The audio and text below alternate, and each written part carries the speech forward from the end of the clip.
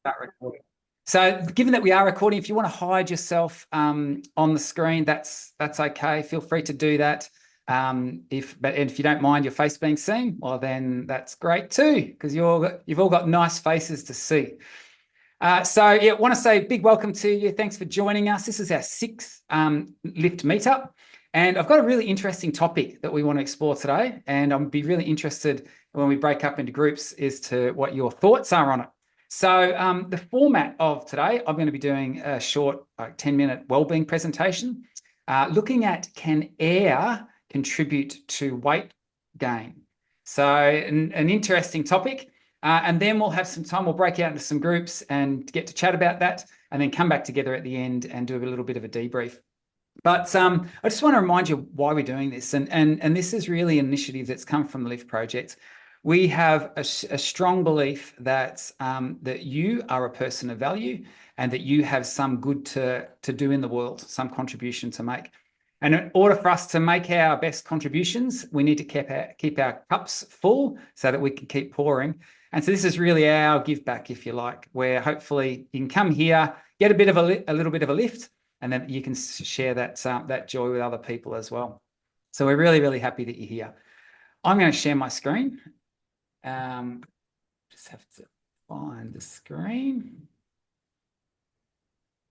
Sorry. You see, I'm not that technical with this. Oh, I think I've shared the wrong screen. Sorry. I'll try again. Okay, here we go. All right, David, I need you to give me some confirmation, brother. Are you seeing a slide right now? I do. It's yellow and green. Awesome. You even know what color it is. Well, you've gone above and beyond. I'm excelling. You are excelling. All right, so welcome to the Lift Meetup. I want to show you this little photo here. This is a photo that I took. I'm not a great photographer. I'm actually a terrible photographer. But when last year, it was last October, I went to the American College of Lifestyle Medicine conference, which was in Colorado, or in Denver, Colorado. And at the end of the conference, I lined up for three of my mates from Australia here. They flew over, met me at the end of the conference, and then we did a road trip. We even went down Route 66 for a little bit of it.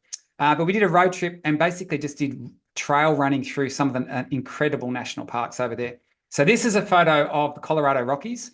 We also went to Zion National Park. We went to Grand Canyon, did the lap down and up in a day, which was amazing. And then over to Yosemite before we flew home.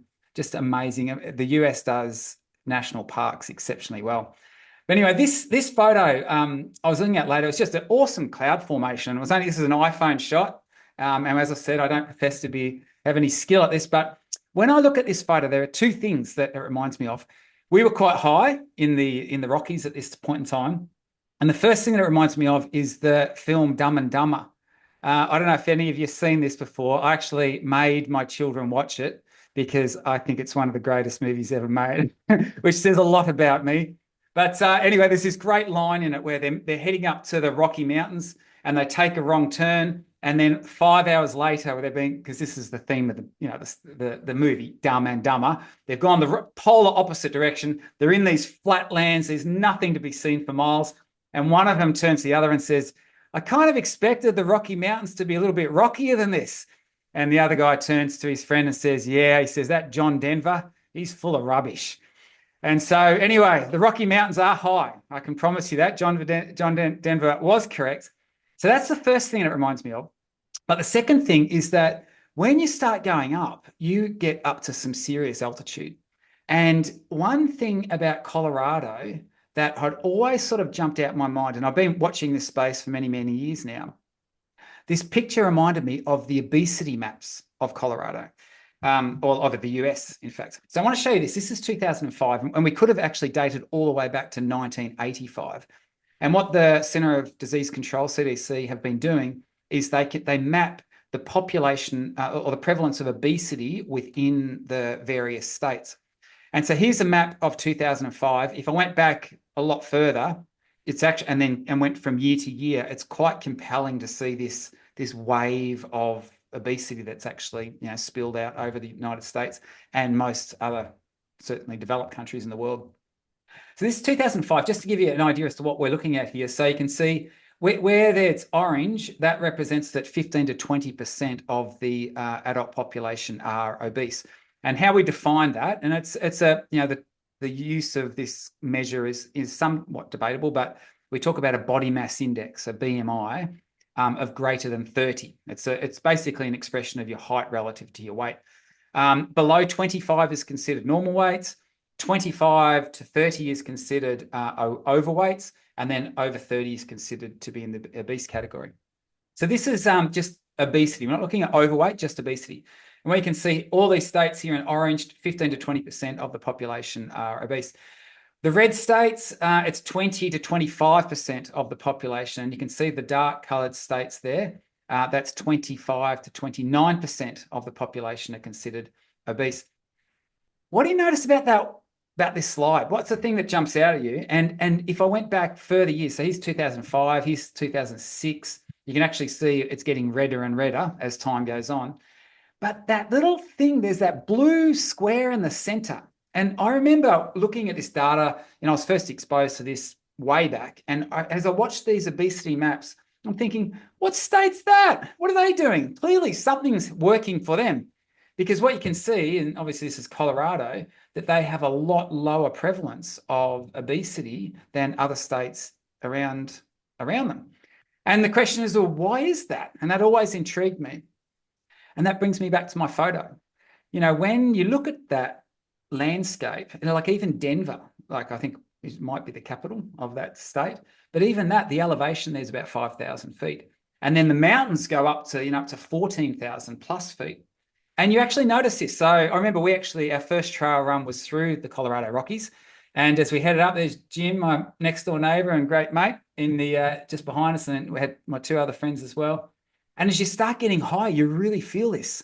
Your respiration starts to change. And the reason for that is the air is becoming rarefied, right? And what we talk about is that the barometric pressure is reducing, and the pressure of all the gases that constitute the air we breathe, such as oxygen and nitrogen and carbon dioxide, the pressure of them, the relative pressure of them starts to decrease. We call this the partial pressure.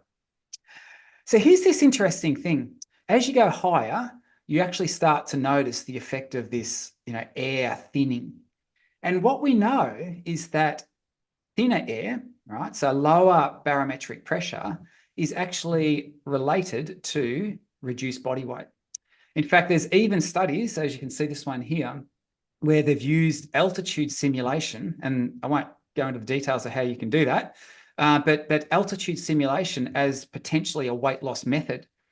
And so we've known for a long time that there's this connection between altitude, because the air is getting thinner, and a bit, weight level. In fact, when you start to go to very, very high levels, in fact, there's a great Netflix series at the moment, if you want to check it out, of the lady who's climbed Everest 10 times.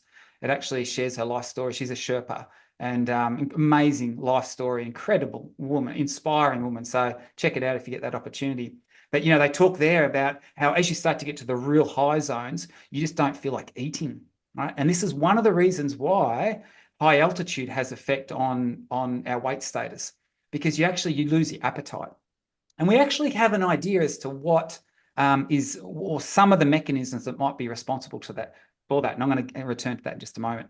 So the question is this, might the air that we breathe actually affect appetite regulation and hence body weight?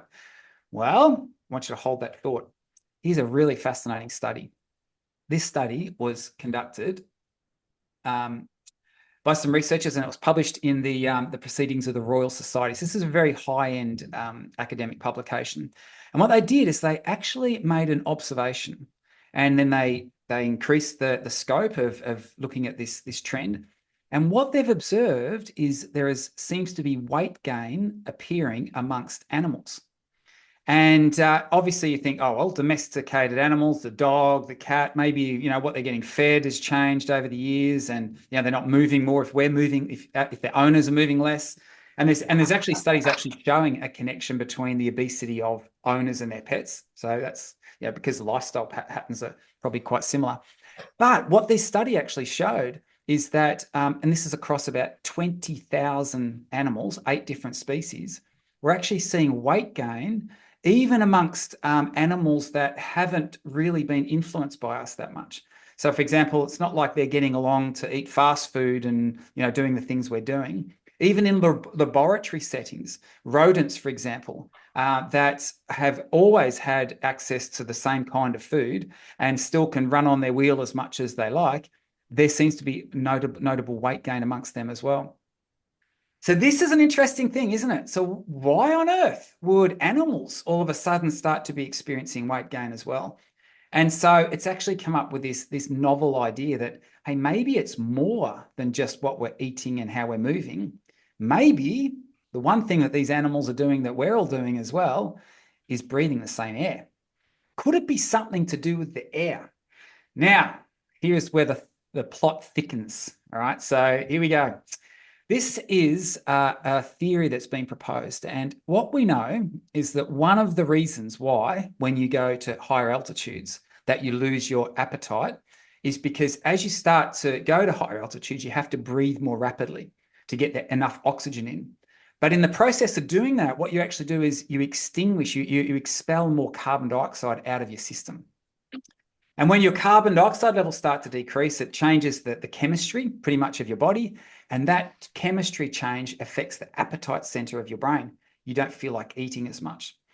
So here's the thing. If you're exposed to less, if you have less CO2, less carbon dioxide in your system, you don't feel like eating as much. What about if you went the reverse direction? What about if you actually had more CO2 in your system? Might it do the opposite? Might it actually start to make you want to eat more, consume more? And so this is this novel theory that's emerged. Could it be that, and this is what we've seen over the past, particularly over the past sort of few decades, well, probably 50 years or more, what we've seen is this dramatic rise in the amount of carbon dioxide that is within the ambient environment. So, for example, if we go back and ice core samples suggest that, over the past millennia, we've never really seen CO2 levels greater than about 300 parts per million. And yeah, it's hit 1911. That's where it hit 300 parts per million. By 1960-ish, it was around about here. And then today, it's now, I looked up the latest reading. You can look at it, it's live online. It's 427 parts per million. So in the past 200 years, we've seen about a 50% increase in the amount of CO2 in the atmosphere. So here's a really interesting, I zoomed in on this, and here is the data showing the atmospheric concentrations levels of CO2 since 1960 to the present day. And you can see it's rapidly rising. What's quite interesting, see it's actually a jagged line. I'm not sure if you know the reason for that, but here it is. What actually happens is that in the Northern Hemisphere's summer, because there's a lot more land mass on the northern hemisphere, there are a lot more trees, and so the uptake of CO2, trees will take in CO2 and expel oxygen in their stead. And so when it's summer in the Northern Hemisphere, we see CO2 levels start to dip a bit. And then when the sun goes down and it comes over to my side of the world, which I'm grateful for, because we don't have as much land mass down here, it spikes up again. So it's a trend up, as you can see, but it does that little vacillation part. But here's the interesting thing. That's the map. That's the line representing the trend, the increase in CO2 levels. Here is the line showing increase in obesity levels over the past same duration, 1960 to current day. This is interesting, isn't it? So here's the theory. And I'm going to allow you guys in a moment to have a chat about what your thoughts are on this. It's a theory, by the way. I'm not saying this is definitely the case, but it's an interesting one. And this whole idea that, hey, the increasing CO2 levels in the atmosphere may actually be affecting our chemistry in a relatively subtle way, but that could in turn be affecting the parts of our brain, like our limbic regions of our brain, our hypothalamus, involved in things like appetite regulation. So we feel like eating more because of the air that we breathe. I have a good mate, one of my best mates, Eggy. I was talking with him about this, and he goes, well, this is great, isn't it? Thanks for nothing. Now you're telling me I can't even breathe if I want to try and control my body weight. So the message is a little more hopeful than that. All right. So what can we do knowing this?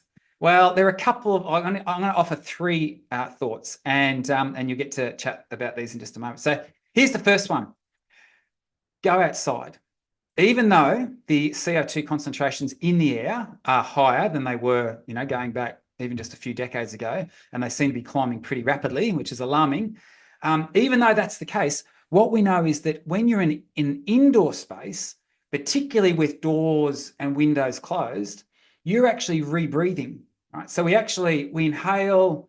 I won't go into all the details, but there's about 0.04% CO2 in the air that we breathe in. But when we exhale, there's about 3 or 4% in the exhaled air. So when we keep rebreathing, the CO2 concentrations go up. So in an indoor space like my office, and I'm starting to feel stifled now just thinking about this, but I can actually have, whilst outside there's 427 parts per million of carbon dioxide, in my office space, it can be about 1,000.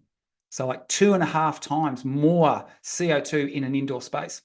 So practical tip number one, go outside more, or at least open windows, open doors. Don't sort of hang out in these concealed, confined spaces unless you are made to.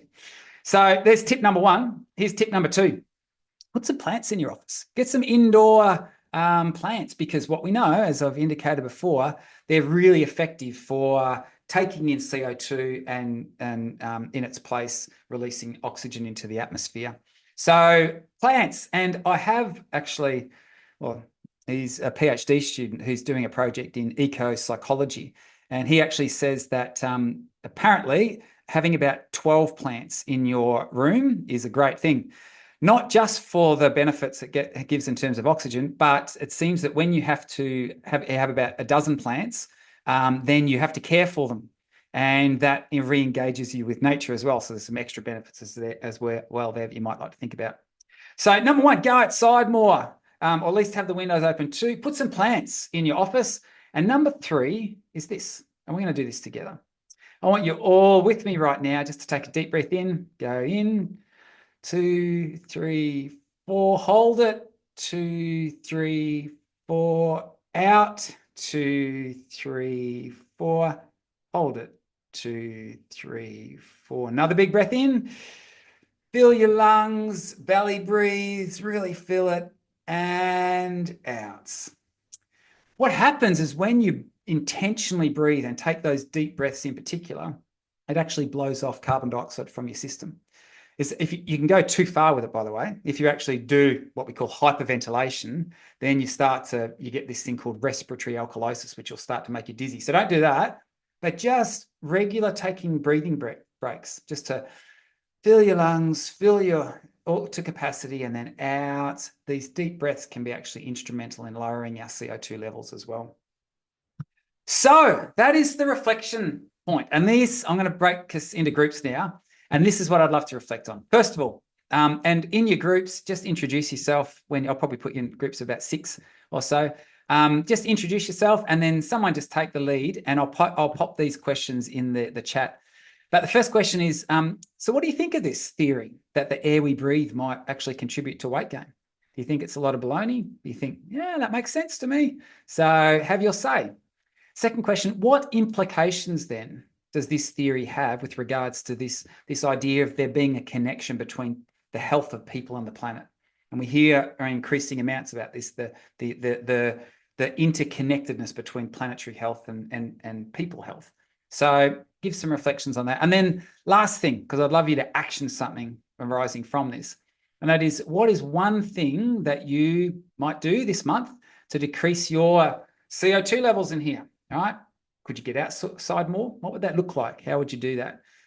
Could you acquire some indoor plants? Make a commitment to that to your little group. And then the other thing is, how would you actually factor in time to take these little breathing breaks? Because it can make quite an impact and a difference. All right, friends, I am going to try, if I can work this. Where's Mandy? Where you need her? To break it into groups, and I'll pop those questions in the chat room. I'll do that first. All right, chats. Okay. Those questions are there. All right. Enjoy the chat time. We'll have about probably about 10 minutes or so, 10 to 12 minutes, and then we'll come back together, do a bit of a debrief, and we'll be done. So, oops. Oh, sorry.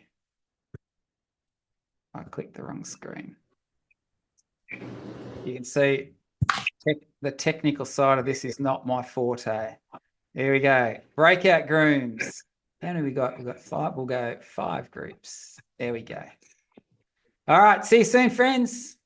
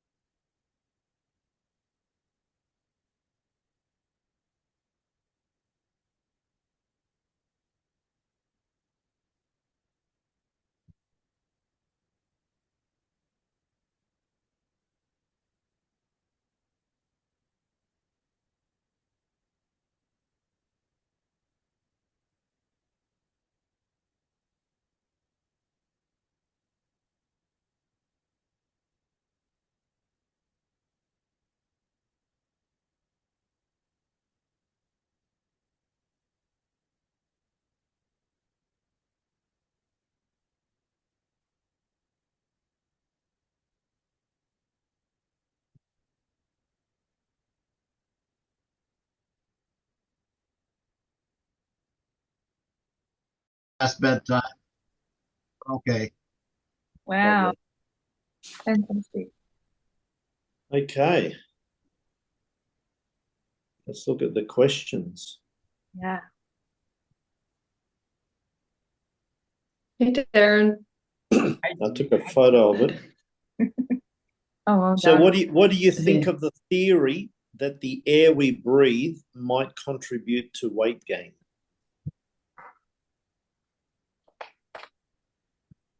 I think it's plausible. Never really thought about it until now, but I come from Europe originally. I come from Germany, so it's where I come from was very high altitude living, and alcohol was a way of thinning the blood, so I was told, so that we could breathe in more of the oxygen. I don't know if that's right, if I got that right or wrong.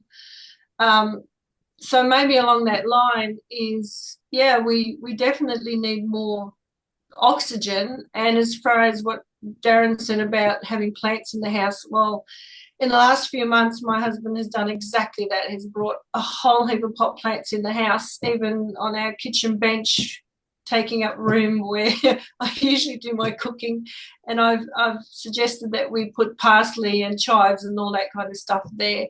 So I'm still working on that one at the moment. But as far as that question goes, yeah, I haven't really done a lot of thinking on it until now.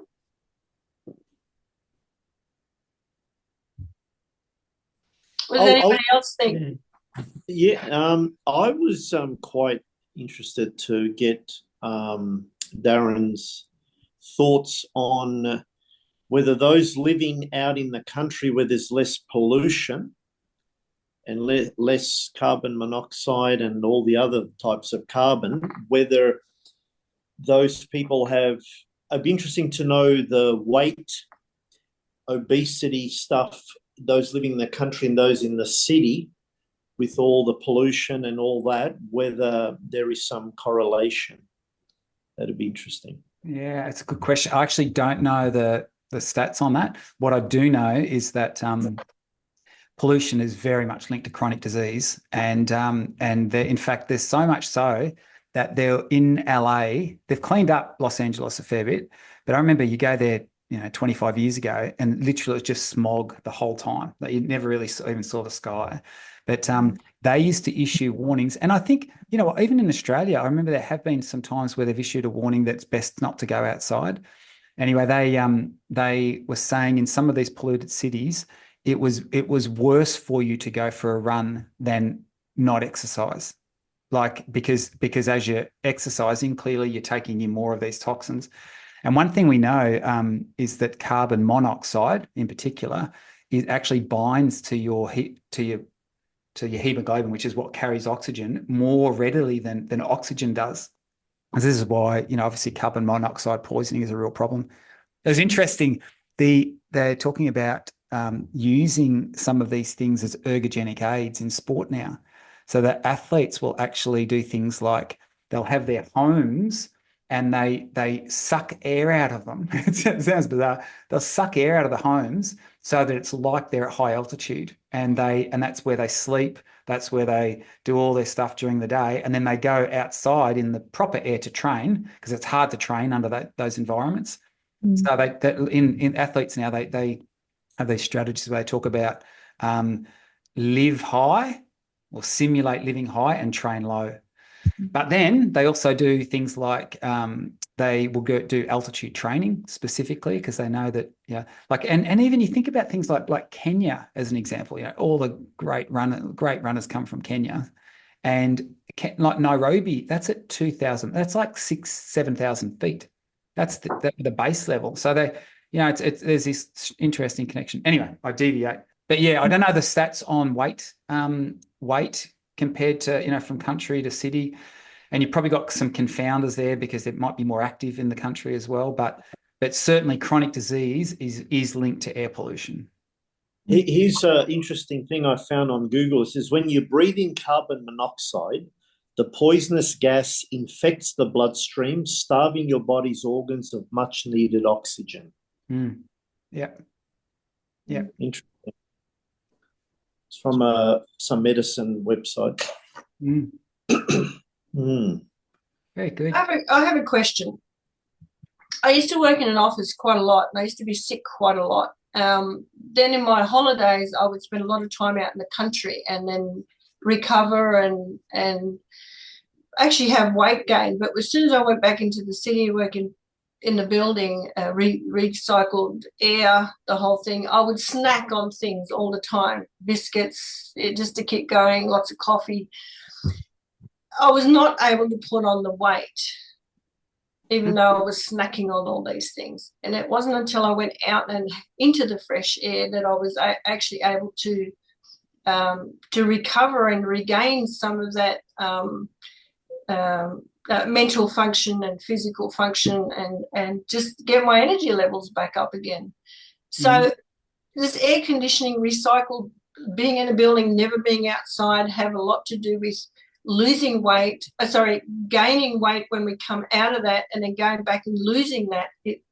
Is there some kind of connection in the way that I was missing out on that oxygen because I was actually in a building the whole time and not getting the fresh air as much as what I should have?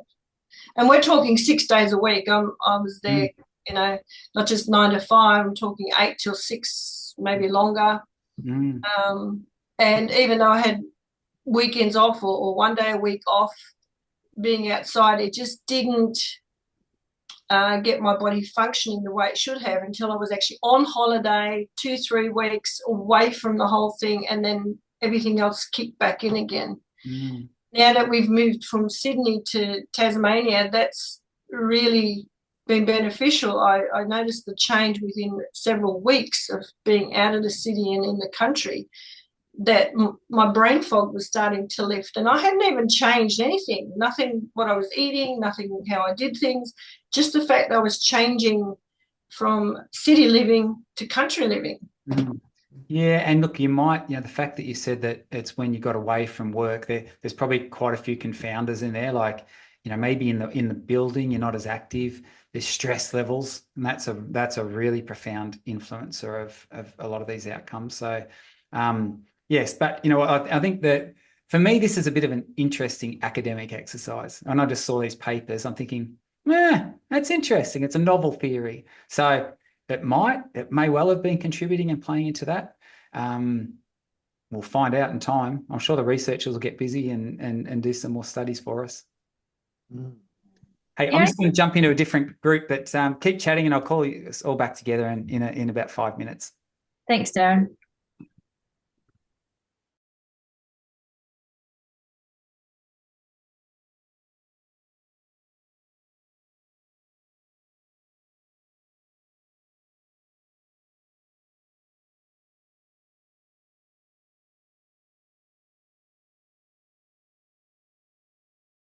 don't know Okay. if we've done like capnography studies with the breathing techniques. Most of the neuroscience of breath that I have been part of studies have been more just looking at that vagal regulation, vagal tone regulation, or different measures, but I don't think I've seen a capnography study. So This sounds cool. Okay. You guys are getting technical. Yeah, we're having fun. This is great. What do you have you come across this theory before, or I've heard it, but I don't, and I unfortunately missed your presentation. So, okay. because I just came in from a run, like, so I missed the first 20 minutes. Oh no, okay. Which So I gave me the chance am to blind. represent the whole thing. So it really tested me to have remembered it, because I tried to give a whole summary back. We've got we've recorded it, so you can check it out later if you want. But yeah, to me, this is an interesting. It's sort of when I saw these studies, I thought, you know what, there might be something in that, and so I just thought it was an interesting thing to throw out there. Darren, Yeah, I haven't heard I mean, I've heard it before because I do so much work with obesity, but I haven't seen any strong evidence. I definitely see that. So at lower altitudes, we have more seasonality changes. And so like birds in America are obese more in large part because they're feeding off like ornamental tree berries and things that are not indigenous. Like we're bringing in all in the United States, we bring in all these beautiful ornamental Asian trees, you know, into suburbia. Yeah. And so the birds, when they would normally be eating, you know, more seeds and more foraging of this kind, they're now getting the Asian trees, which are blooming at different times of year. So they're able to enjoy higher sugar, you know, fruits and berries and things more. So I've heard the seasonality thing about the change in altitude, but not specifically the CO2. Yeah. So I would have to hear the presentation to be able to comment. That's interesting. But I've heard it's more about altering the environment and that we're all getting higher satisfaction, higher dopamine foods throughout the year because of an environmental alteration. Yes. Yeah. Darren, how do we access the recordings later? So they're all on. Have you in the if on the Lift Project main course page? There's there's a link to the Lift meetups, and there's all the recordings in there. Just click on that. I did the Lift project with you when you about the beginning of COVID or something. Oh, okay. Yeah, you have 12 months access, so maybe I probably haven't got the access anymore. Okay. But that's all right. That's all right. All right. Yeah, it's been over a year since I took the class too. So, but oh, cool. That's interesting. I hadn't thought about that seasonal, that seasonal variation being greater at lower altitudes. That makes a lot of sense. That's cool. All right. Hey, I'll jump out. I'm just doing the rounds of the group. I'll call everyone back together in about 2 minutes' time. Good. Thank you. Are you guys? Where are you guys all from? Out of interest. I'm in Melbourne. Are you in Melbourne? Yeah. And Heather and I are sort of in the Midwest, United States. Okay. Cool. Where did you do Lift through? How did you know about the Lift project? Who did you do it with? Both of us did it through Rochester Lifestyle Medicine Institute. Yeah, awesome. They're legends. All right, I'll see you soon. Okay. All right. Thank you.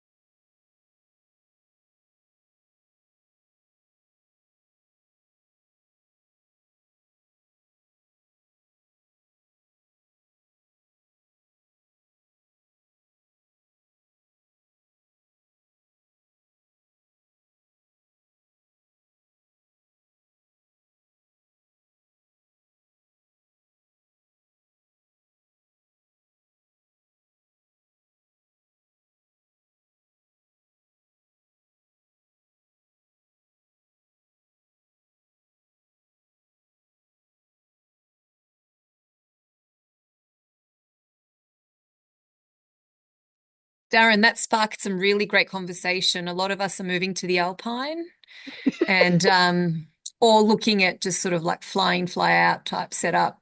Bit from here, bit from there. Yeah, why wouldn't you? That's our plan. Had you heard of this theory before? Had you? No. No. Yeah, it's interesting. As I say, I don't know how much weight it has, but it's when I saw the papers come through, I thought that interests me. So I thought I'd share it with you guys. All right, friends. I think we're all back in the room. Hey, hope you had some good conversation. I jumped into some of the rooms and I learnt a few things which I hadn't heard of before, which was great. And hope that you got to think about something that you hadn't thought about before. Certainly, what we know is that air quality affects our well-being and a whole range of those different metrics. So maybe CO2 is in the mix there as well. I think the lessons for me, I have personally got more intentional about having plants. I've got several now in my office. I've got a couple down there that I've killed already. I feel I'm ashamed to my mum, because my mum is the most green-fingered person I know. She's absolutely amazing. And anyway, I always feel a bit bad when she comes to my office and goes, "Darren, what are you doing? This poor thing doesn't look loved enough." So anyway, I'm doing my best. So maybe you might like to consider getting some more plants. Certainly the breathing exercises, taking time to breathe. There's actually a whole lot of other really cool benefits that come from that as well. In fact, do you know that just breathing, particularly through your nose, you actually release nitric oxide through your system, which is actually a vasodilator. So just even a couple of breaths can help to lower blood pressure, which is quite intriguing. But probably the biggest takeaway for me is get outside more. And as Vanya just said, we're all going to move to the Alpine spaces. We're going to leave our offices no, don't do this, by the way. I didn't encourage anyone to throw the towel in. But yeah, so it's an interesting thought. If you want to check out the recording to this, it's actually on your Lift Project login. There's a little big yellow button that says the Lift Meetup, and there are access to all the recordings. But hey, thanks for joining us today. The other thing I do want to say is that if you ever feel like you'd like to be part of a Lift group, if you think you'd benefit by going through the Lift Project with a group, or if you know someone who does, the Rochester Lifestyle Medicine Institute in the US, they run groups and they do an amazing job of it. Kim leads the team there. And then here in Australia, we also run some online groups as well. You can check out more details about that in our newsletter that we send out. But apart from that, friends, I just want to say to you, keep breathing, because breathing is very, very important. Keep doing that. And then hopefully you can get outside a whole lot more, get some plants surrounding you, and then we'll look forward to seeing you next month. Thanks, and have a great day. See you, friends. Thanks, Darren. Bye.